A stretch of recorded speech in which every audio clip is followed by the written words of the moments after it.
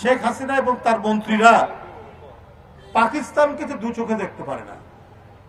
একেবারে পাকিস্তানের নাম শুনলে ওরা দিনে 3 বার গোসল করে, এইরকম তাদের ভাষ্য।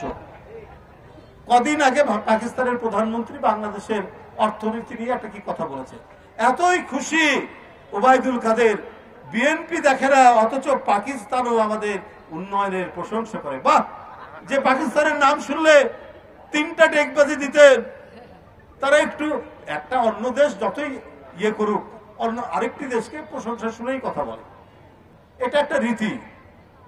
তো এইটাতে এতই গদগদ যে এখন কি বলে যে তারা মানে তাদের অত্যন্ত আপনজন বলে তারা মনে করছে। তো এই ধরনের ডাবল স্ট্যান্ডার্ড, এই দ্বিচারিতা এই সরকারের মধ্যে আপনার দেখা যাচ্ছে।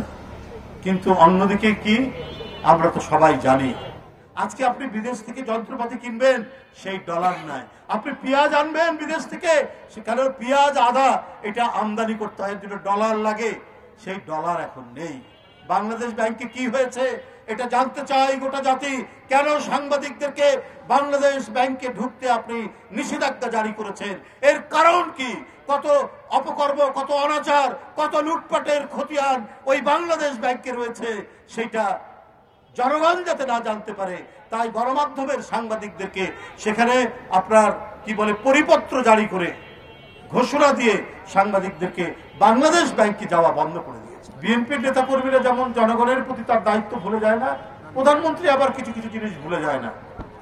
প্রধানমন্ত্রী কালকে বলেছেন, গতকাল বলেছেন যে তার বাবা মরহুম শেখ মুজিবুর রহমান সাহেবের যে আদর্শ, সেই আদর্শ বাস্তবায়ন করতে তোমাদেরকে উঠে পড়ে লাগতে হবে।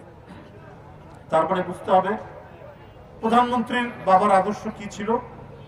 সর্বশেষ সব দল বন্ধ করে একটি দল বাকশাল করা, সব সংবাদপত্র বন্ধ করে শুধু সরকারের গুণ কীর্তন করবে, তার জন্য 4টি সংবাদপত্র চালু রাখা, টেলিভিশন তো একটাই ছিল। সাংবাদিকরা চাকরি হারিয়েছে, বাইতুল মুকাররমের সামনে টুপি বিক্রি করত সাংবাদিকরা। তাহলে সেই আদর্শ যদি বাস্তবায়ন করতে হয়, এবং শেখ হাসিনা বাস্তবায়ন করছেন অত্যন্ত নিষ্ঠার সাথে, ওই জন্যই বলেছি শেখ হাসিনা তার কর্তব্য কর্ম উনি ভুলেন না, এবং সেটাই তার কর্মীদেরকে নির্দেশ দিচ্ছে।